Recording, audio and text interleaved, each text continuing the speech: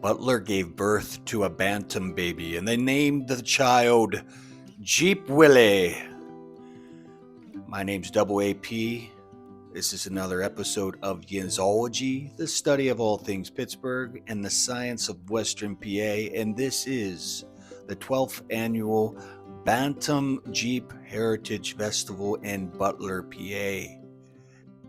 This is part one of a two-part video series where we begin at Cooper's Lake Campground, where spectators like myself who did not bring a Jeep can buy a daily admission ticket for $10, $3 for kids. And if you look around, you'll notice this is where all the food and the vendors are set up. And what's interesting about this festival is that it takes place in many locations because there are so many various activities to participate in if you bring your Jeep. So part two, we're going to end up in downtown Butler. Downtown Butler is what they call the Jeep invasion. I like to think of it as the party. That's the party, and right now we're at the playground. But they have all these, like I said, activities like they go on a state park tour. There's night op trail rides. There's the safari where you drive your Jeep and see all these animals. There's the Jeep Team Challenge, light bars and brews. They've got the quarry, Bantam Quarry and Kildew Trails. And then there's the boot camp and the poker run, and it goes on and on. But when you see this building that has multiple garage doors, you need to make sure you don't walk past this building and go inside. This is a beautiful museum, a beautiful exhibit of restored antique Jeeps, and on the wall they have a beautiful display of the iconic Jeep grill. Now anybody, and I mean anybody, can instantly recognize a Jeep by looking at the defining characteristic of the brand's identity, and that is the 7-slot grill. Started back in World War II with the Willys MB with 9 slots, but it was reduced because of manufacturing considerations to improve the cooling requirements of the engine. But make no mistake, this is a trademark feature of the Jeep's vehicle that has stood the test of time and has remained consistent, and they have introduced subtle variations over time.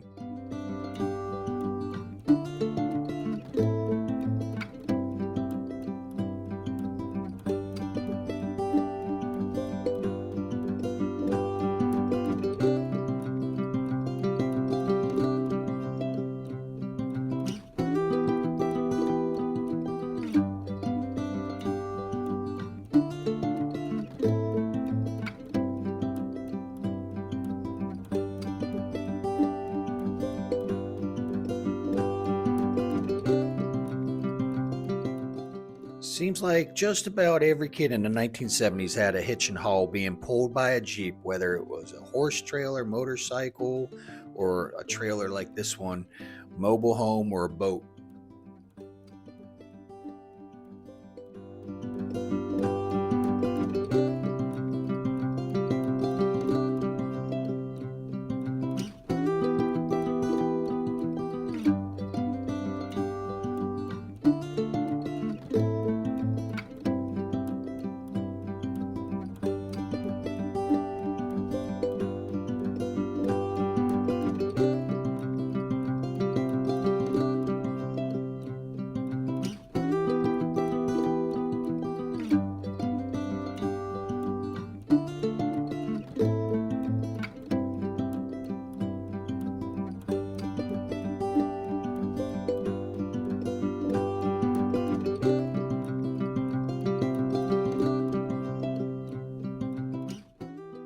Now this guy had a sweet Overland setup with everything from the 360 awning to the rooftop tent to the Dometic refrigerator, to solar panels, to fancy grills. I mean, this guy had it all.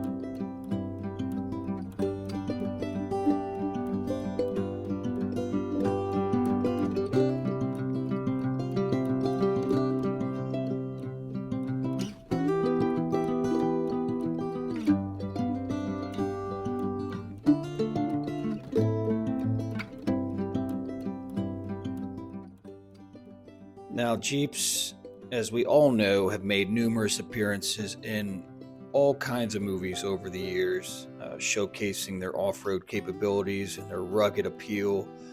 And take Jurassic Park. That's the Jeep Wrangler Sahara, Raiders of the Lost Ark, Transformers, Mad Max, Die Hard, Romancing the Stone, Mission Impossible, and not to mention just about every war movie ever made, there was a Jeep, and for good reason. I mean, this is what separates the Jeep from all other vehicles. Say what you want about the Jeep, but you cannot compare the Jeep to the history of the Jeep, the Bantam Jeep, specifically the type of military vehicle. It had played a significant role during World War II. And when you come to the Bantam Festival, you're going to see this beautiful reenactment camp of World War II. It was just amazing. All of the relics, and it was like walking in an outdoor museum. And the Jeep, the story of the Bantam Jeep begins here in the 1930s. The U.S. Army requesting a lightweight reconnaissance vehicle. I mean, that's where it all started, where the Army wanted this four-wheel drive type of vehicle that could be easily transported, stick it in a plane and drop that thing by air, capable of traversing over difficult terrains. This is where it all started.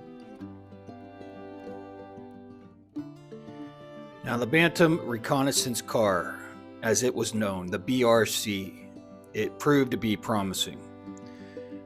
But it did have limited production capabilities, and so the U.S. Army threw out an invitation to other automobile manufacturers to help submit designs for, evaluating improvements. And you have two other companies that responded to that invitation. You had Willys Overland and Ford, and they also developed prototypes based on the Army's specifications.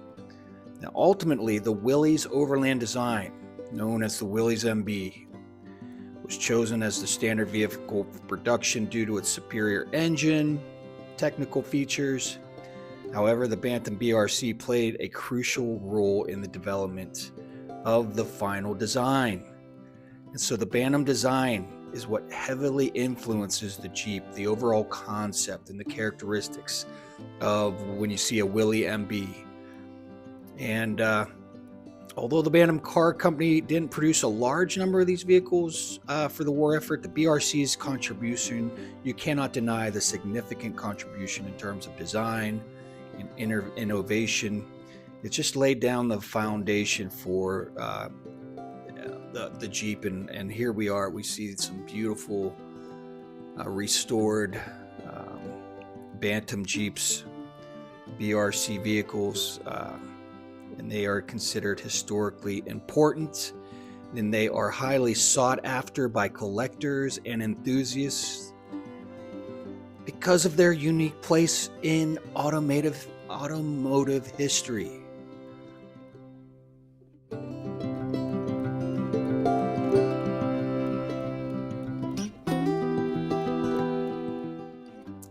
So I was a Jeepster back in high school. I had a CJ7, and in the blizzard of 93, I had to get out of the Jeep.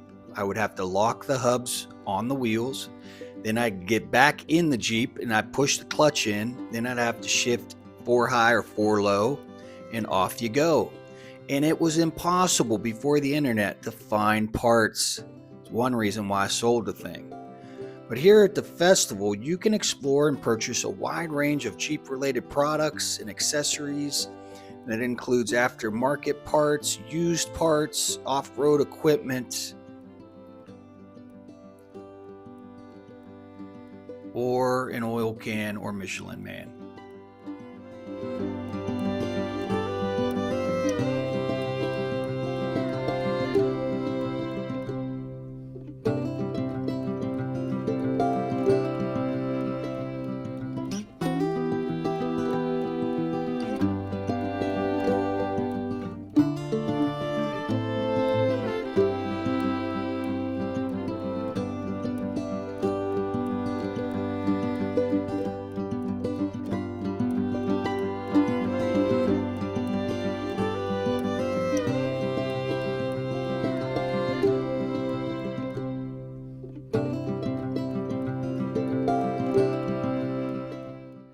Now, you may have been driving along and you see someone in a Jeep and you see all these little rubber duckies on their dashboard. You're like, what is that all about?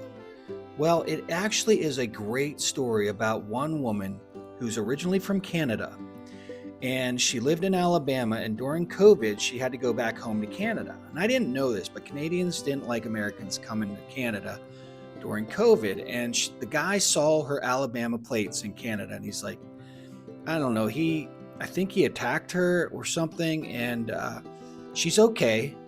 She's okay. Her name's Allison Parliament. And she's like, I'm not letting this guy ruin my day. I'm going to spread random acts of kindness, and I'm going to start with this little rubber duck. And she saw this Jeep, because she's a Jeepster. She saw this other Jeep that had all these modifications and just thought it was the greatest thing. So she put her little rubber ducky on the guy's Jeep. Well, the guy was watching her from inside the store. And he came out and said, this is amazing what you did. That was great. I love this little rubber duck. And it started a global movement. And this woman, Allison Parliament, she is the founder of Duck Duck Jeep. She is the mother ducker of all. And so the next time, it reminded me of this. Remember the duck in the Three Rivers? Rumor has it now there's 2 of those rubber ducks in Hong Kong or Tokyo or somewhere. But it's just, it's fun, and everybody gets behind it. And there are rubber ducks everywhere at this festival.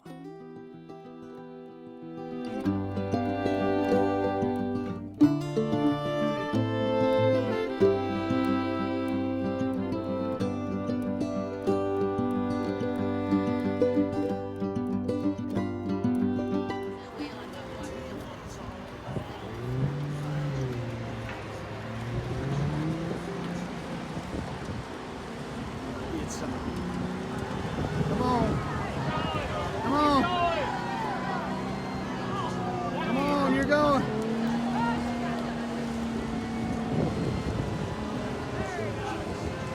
Come on, girl.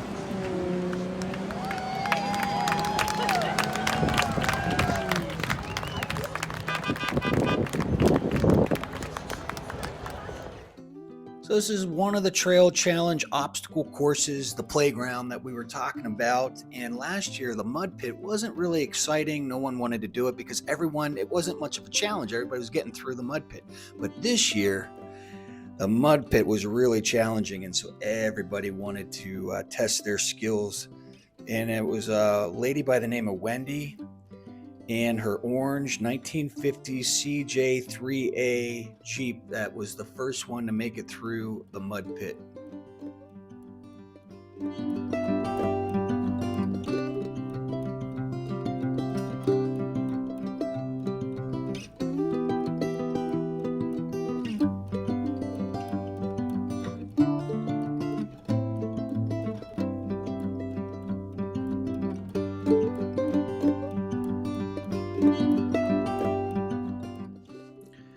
So we talked about the vendor exhibits that the festival features, wide variety of parts and products and accessories and merchandise. And when you're a Jeep owner, usually the number one thing you want to do is modify your Jeep. Jeep mods, Jeep modifications are very highly popular. There's a 90210 Jeep. It's hard to find, if you're looking for a make model of a certain Jeep, sometimes it's hard to find the make and model without the mods. Like you just want it in its original state. Sometimes you can't find it. But you come to the festival, you're going to find all kinds of modification parts, things like lift kits that raise the suspension of the Jeep, that allows you to have that increased ground clearance to go over, rocks and trees. And you're going to see off-road tires to upgrade to a more durable, rugged, aggressive tread and traction, and to give you that off-road performance that you're looking for. You're going to find bumpers, steel, aluminum, to improve your protection and the durability. You're going to find winches. Those help you, recover your Jeep when you get stuck in the mud pit. Then you've got lighting upgrades, all sorts of LED headlights and fog lights and off-road auxiliary lights. I mean, the list goes on and on. You got rock sliders, you've got roof racks, you've got snorkels that, snorkels, like they take the air take. They allow you to go in the water without damaging your engine. And then you've got fender flares, you've got skid plates. You're looking for something, you're going to find it at the Bantam Jeep Festival.